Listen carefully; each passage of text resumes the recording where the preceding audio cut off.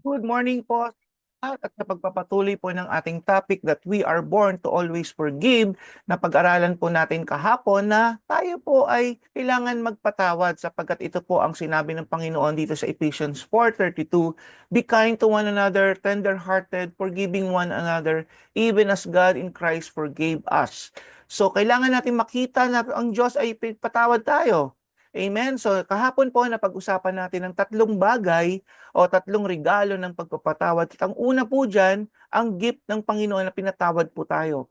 Lahat po ng lumapit sa Diyos na may pagpapakumbaba at inacknowledge nila sila ay makasalanan, tayo po ay pinatawad ng Panginoon. Kapatid, kahit na anong laki at liit ng iyong kasalanan, pag ikaw ay lumapit sa Diyos, hindi ka mapapahiya. Sapagkat ito ay sabi ng Panginoon na sa 1 John 1:9, if we confess our sin, He is faithful and just to forgive us of our sins and purify us from all unrighteousness.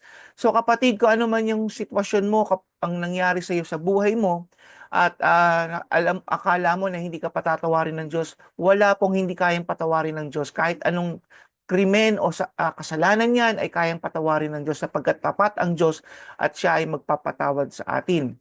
Hallelujah! At ang sinabi pa rin sa Colossians 1:13-14, sabi dito, "For He has rescued us from the kingdom of darkness and transferred us into the kingdom of His dear Son, who purchased our freedom and forgave our sins." So makikita po natin pag tayo po ay nasa Diyos, ito po yung maganda pag tayo po ay binigyan ng regalo ng grace ng Lord, na tayo po ay nilipat dahil simula sa buhay na magiging makasalanan, the kingdom of darkness, into the kingdom ng kanyang anak na si Jesucristo. So into His marvelous light. So ang ating pong buhay pananampalataya ay hindi na po kailangan mamuhay sa kasalanan o sa kadiliman.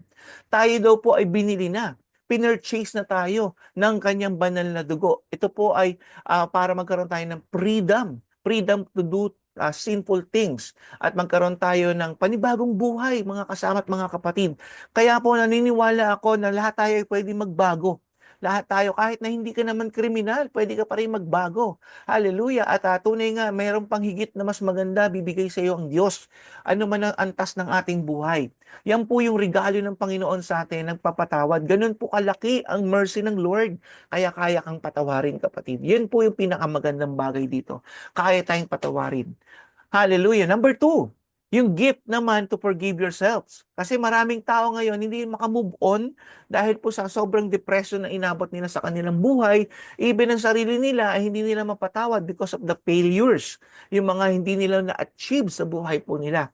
At may mga pangyayari pa nga po dahil meron silang mga mahal sa buhay na namatay. Inaakala nila dahil sila yung reason, sila yung cause ng death ng kanilang mga loved ones at hindi nila mapatawad ang kanilang sarili. So, ang sabi ng Panginoon dito, binigyan tayo ng regalo na magpatawad sa ating sarili. Tingnan po natin ang salita ng Diyos.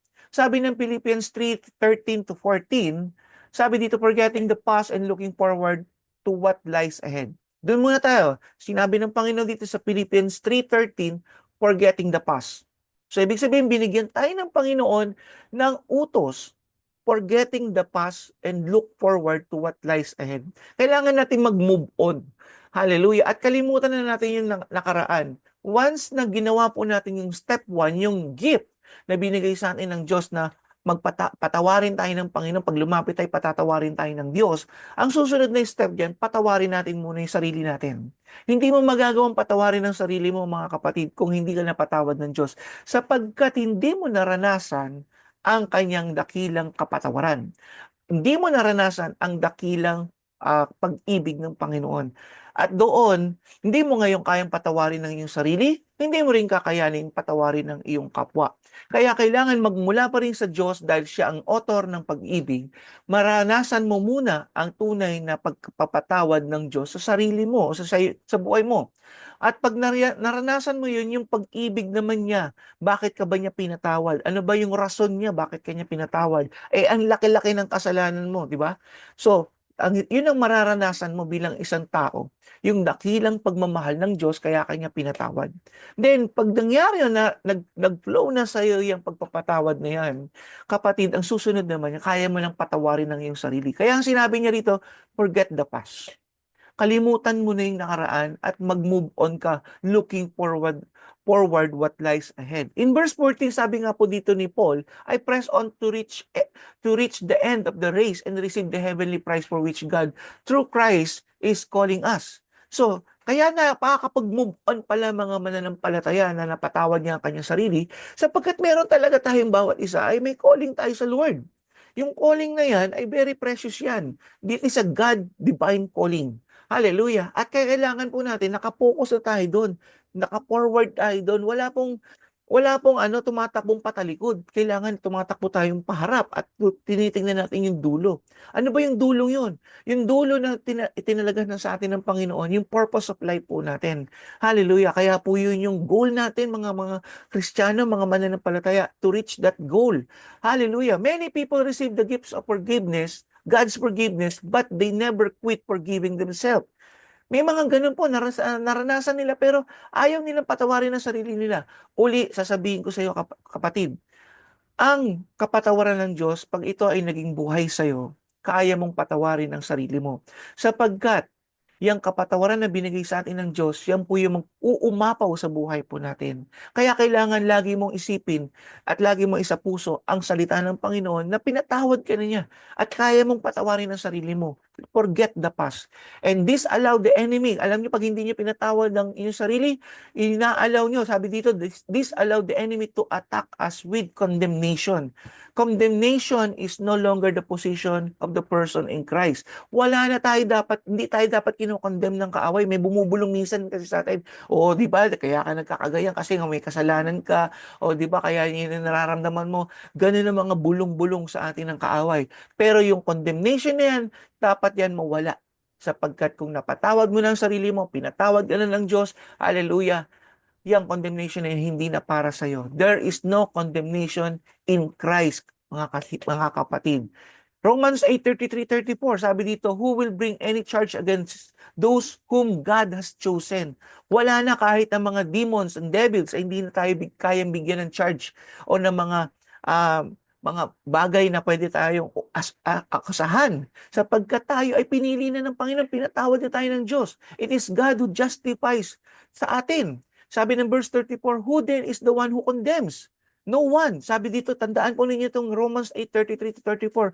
No one can condemn a Christian na nagkaroon po ng tunay na kapatawaran mula sa Diyos at napatawad niya sa sarili niya. Because Christ who died, more than that, who was raised to life, is at the right hand of God and is also interceding for us. Hallelujah! Ang ganda po ng pangako ng Panginoon na hindi lamang po siya nabuhay na muli at umupo doon sa kanang trono ng Ama, patuloy siya nananalangin sa iyo at para sa akin din. Lahat po tayo mga mananampalataya na kay Kristo, patuloy tayong pinapanalangin ng Diyos. Kaya ang mga kaaway, walang gagawin niya sa ating buhay kung hindi saksakan tayo mga negative things. Babalik ta rin niya ang salita ng Diyos para hindi ka maniwala sa salita ng Diyos. Kapatid, ito yung warning ko sa iyo. I want to encourage you. When sinabi ng salita ng Diyos, paniwalaan mo to by hook or by crook, di ba? Till death do us part, paniwalaan mo ang salita ng Diyos sapagkat lahat ng itasalpak sa ating tenga ng kaaway ay puro kasinungalingan lamang. Kaya hindi na tayo dapat sumunod doon sa kasinungalingan yun. Lagi tayo mag-focus kung ano ang sinabi ng salita ng Diyos para sa atin. Amen. Hallelujah. So I want to encourage you mga kasama at mga kapatid. Let's move on. Let's continue. Diba? Sa ating faith kay Lord. Hallelujah. Sapagkat even yung mga kasalanan natin sa past ay tapos na yan, binura na, blotted out na yan according to the scriptures. Hallelujah. Hallelujah. At bukas po, ipagpapatuloy natin yung last part nito ng ating itong topic na to sapagkat napakaganda po para mas malinawan po ninyo mga kasama kung paano pa natin yung proseso ng pagpapatawad. Amen. Hallelujah. I just want every Christian na nagpapalaw nitong vlog na ito, itong program na ito, na magkaroon kayo ng release sa inyong pong mga puso, ng mga pain na yan, yung mga unforgiveness na yan, sapagkat hindi kayo mag-grow pag meron po kayong mga ganyang bagay po sa inyong puso. Hallelujah. Purihin ng Panginoon. Manalangin po tayo sa umagang ito. Hallelujah. Thank you, Lord God, once again for your word. Let your power, O God, to move in every heart, Lord God, every mind, Panginoon, na sumusubaybay, nakikinig, ng programang ito, Lord. I pray that they will learn and they will hear your word, O God, that we are no longer condemned, Panginoon, at wala na makakapag-accuse sa amin, O God, even the devil, O Lord God, because we are forgiven, because you are faithful and just to forgive us, Lord God, and we can move on, and we can move forward, O God, at iwanan na po namin ang aming mga past, Lord God, ang aming mga buhay na karaan, mga kasalanan, Lord God, and move on into righteousness, move on into Christ-likeness, Lord God, move on into the power of the Holy Spirit, O God. Kaya po, Lord, salamat, Panginoon, at tunay nga, pumilos po kayo sa aming pong buhay, O God. Baguhin niyo po kami from glory to glory in Christ Jesus, O Lord. This is I pray in Jesus' name, Lord God. Amen and amen. So see you for the part 3. Hallelujah. God bless you all.